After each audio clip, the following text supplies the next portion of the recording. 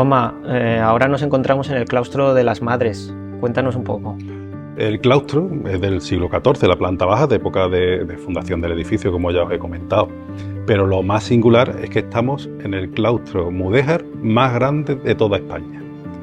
Y también nos encontramos en el claustro más antiguo de toda Andalucía. Se mantiene intacto desde el año en que se construyó.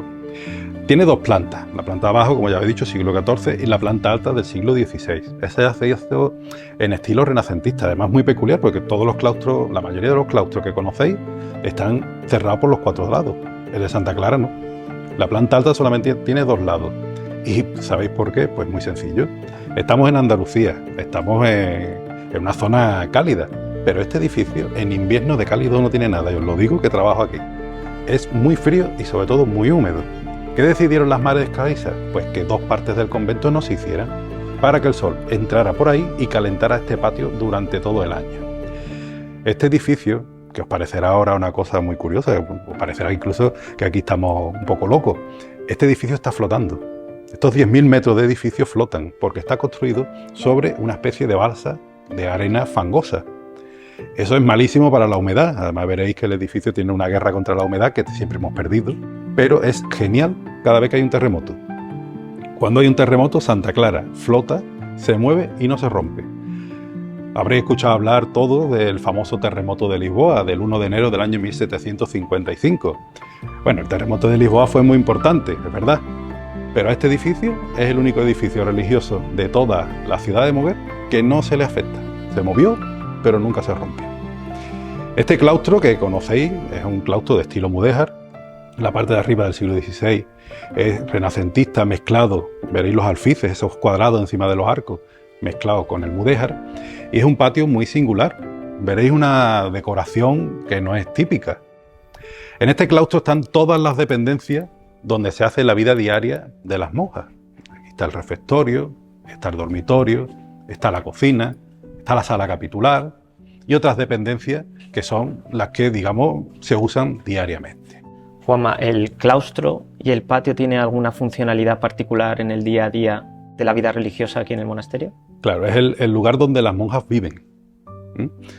Van a dormir, van a rezar, van a comer y donde van a trabajar. Es el lugar de esparcimiento, es el lugar donde en los momentos que las madres tienen de descansos, después de las comidas, tenemos que tener en cuenta que la orden franciscana, como ellos mismos dicen, es una orden alegre. Una orden donde se habla, se está muy en contacto unos con otros, y todo eso tiene lugar en el claustro. El claustro es el sitio, como el patio de una casa, es donde se vive. Y alrededor de él está todo lo que hace la vida diaria de las monjas.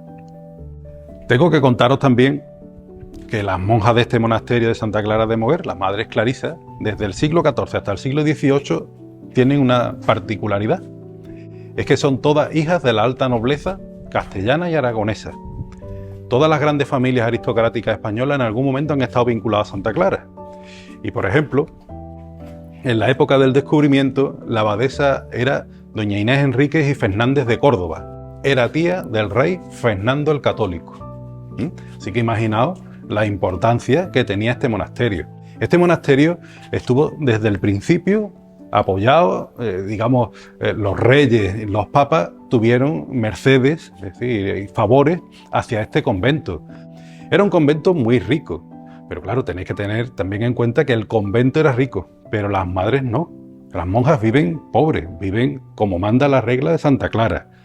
La regla de Santa Clara la hace Santa Clara de Asís en el siglo XIII, que es la fundadora de la Orden de las Clarisas. Y como particularidad deciros que es la primera regla que se hace para mujeres. Antes las mujeres siempre tenían que coger reglas masculinas y transformarlas. Pero Santa Clara de Asís es la primera que redacta reglas para mujeres. Antes había que coger la de San Benito, San Isidoro de Sevilla, San Agustín. Pero Santa Clara fue quien redactó esas primeras reglas, que es la que rigen todos los monasterios de Clarisa desde ese momento y también de las reformas que ha habido, como las capuchinas. ¿Algún ejemplo nos puedes dar de esas reglas? Por ejemplo, ellas tienen el sueño partido. Ellas se acuestan a la caída del sol, pero a medianoche se tienen que levantar, rezar una de las horas canónicas y volverse a acostar.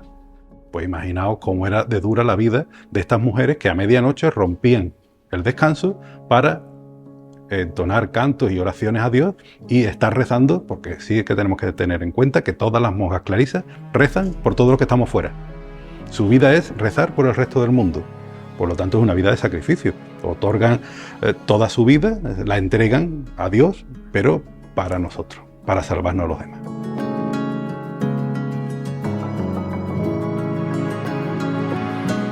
Una de las dependencias que están en el claustro, que son de las dependencias fundamentales de cualquier monasterio, son los dormitorios.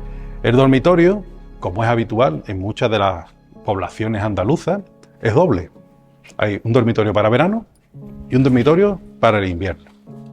Y nos encontramos en el dormitorio de verano, que se construye en el año 1589, y lo manda a construir una madre abadesa que es hermana del rey de Portugal. Estos dormitorios surgen por iniciativa del cardenal Cisneros. Primitivamente, las madres de este convento, como todas las monjas clarisas, van a vivir en pequeñas casitas en lo que era en los jardines del monasterio. Pero el cardenal Cisneros pide que sean dormitorios comunes, por eso se construyen estos dormitorios de estas dimensiones donde las madres van a hacer el dormitorio común. Porque ¿cuántas monjas han llegado a estar conviviendo aquí? Pues mira, en el monasterio pudieron vivir entre 80 y 100 mujeres. Te hago la distinción entre lo que son monjas y lo que no son monjas. Existían las madres, que era, digamos, la parte alta de la sociedad conventual. Después existieron las hermanas y finalmente las donadas. Las donadas son las monjas de un nivel más, digamos, humilde. Ellas no pagan dote para entrar en el convento. Pero las madres solían venir con las criadas. No es el concepto actual de criada. El concepto de criada de ese momento son damas de compañía, que vienen con su señora, con la noble, con la que se retira al monasterio, hacen vida en el monasterio, pero no son monjas. Y estarán aquí hasta que fallezca la monja. Cuando fallece la monja, ya podían quedarse aquí el resto de sus vidas, o bien se pueden ir, pueden abandonarlo. Y después encontramos a las sirvientas. Las sirvientas son niñas, normalmente de la población o de pueblos de la comarca, que se dedican a la asistencia de las monjas. Pues la asisten a la hora de vestirse, la asisten en lo que es la ayuda más cercana. Estas niñas están en el convento hasta la pubertad. Cuando llega la pubertad deben decidir, o bien abandonan el convento o bien profesan como monjas. Si ellas deciden abandonar el convento, pues el convento le buscará matrimonio y le pagará la dote. Es decir, hacían unos matrimonios bastante interesantes porque lo hacían normalmente con trabajadores de este edificio. Y la dote, que es el dinero que las mujeres tenían que aportar al matrimonio, se lo ponía el convento. Si la niña decide quedarse en el convento, pues el convento le paga la dote e ingresa como monja clarisa. Eso ocurrió hasta las últimas monjas clarisas que vivieron en el monasterio hasta 1904. Por eso en Moguer hay algunas familias que tienen un apodo que es la monja, porque un ascendiente de esta familia sirvió en el convento a las madres clarisas. Y se considera una distinción, ¿no? Pues sí, ten en cuenta que al asistir a las monjas, esas niñas tenían educación, estas niñas salían con un nivel cultural y social distinto. Entonces la cosa a las familias le venía muy bien. Sí, además que estamos hablando de una época o de unas épocas en las que a la mujer no se le atendía en ese sentido, de que tuvieran una educación, exacto, de que tuvieran una formación. Es muy interesante eso que estás apuntando, Javier. La abadesa de Santa Clara le hablaba de tú a cualquier noble de España, incluso a los reyes. Era una mujer poderosa, una mujer libre, una mujer que podía tomar iniciativas que fuera era imposible que tomara. Pero aquí sí, eran libres. Y después aquí disfrutaban de cultura, disfrutaban de la música, educación, una vida completamente distinta. Ya te digo, cuando tú vas a visitar un convento, yo no conozco ningún convento de clausura que haya una monja triste. Todas están alegres. Pues tiene que ser lo mejor del mundo. A lo mejor nosotros estamos equivocados que estamos fuera. Y además, dada esa vida consagrada, en presencia diaria y constante de Cristo, y pudiendo acudir a hablar con el Señor, a adorarle en cualquier momento del día, ¿verdad? Pues imagínate todo el rezo de las horas canónicas e incluso la oración personal. Se le solicitaba a lo mejor a la madre abadesa poder pasar la noche en vela, pues por alguna causa. Pues todo eso es un encuentro, vamos, que tienen a Dios al lado, están todo el día con Él. Es una vida feliz porque están realizando lo que ellas quieren, estar en contacto con Dios.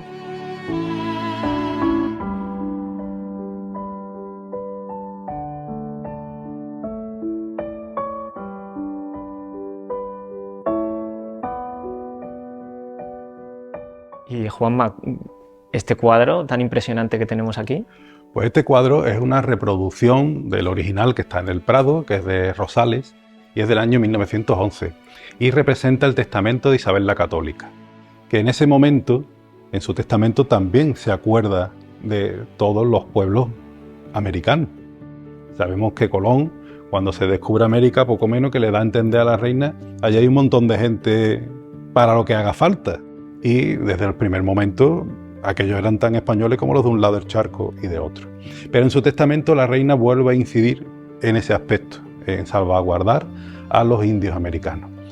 Y sabéis que la máxima que tenía Isabel la Católica era la expansión del cristianismo, del evangelio, a toda esa zona llena de gente que no habían conocido a Cristo. ¿Y eso quién lo hace? La Iglesia y los españoles. Claro, el mayor regalo que recibe la reina Isabel la Católica con la noticia del descubrimiento no es las tierras o las riquezas que había allí, sino Exacto. la gente, ¿no? Uh-huh. Y el ser instrumento para llevar la fe católica a todas esas nuevas gentes. Es que, como bien se sabe, es un nuevo mundo, pero un nuevo mundo lleno de almas que no han conocido a Cristo.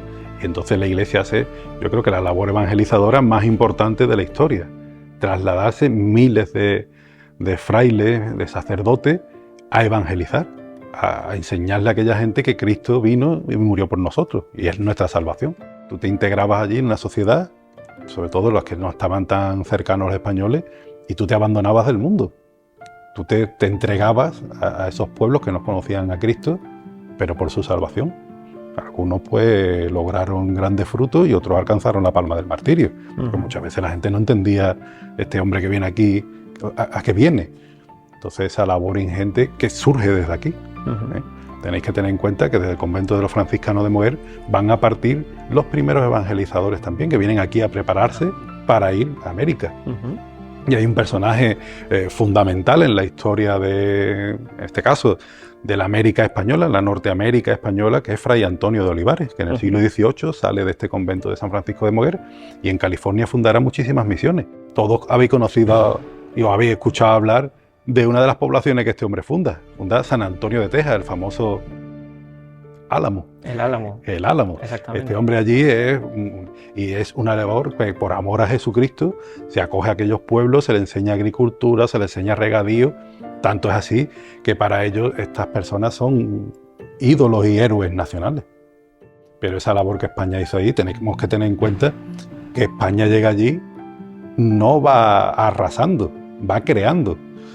Hace poco comentábamos que el 80% del oro y la plata no viene a España, se queda allí, porque ¿quién construye los hospitales?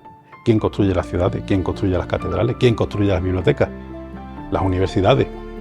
Cuando España tenía universidades allí, ningún país se le ocurría hacer universidades en zonas que estaban colonizando, pero nosotros sí, todo eso se saca de la misma tierra, es decir, que queda allí todo. Aquí lo que venía era una parte que le tocaba a los reyes.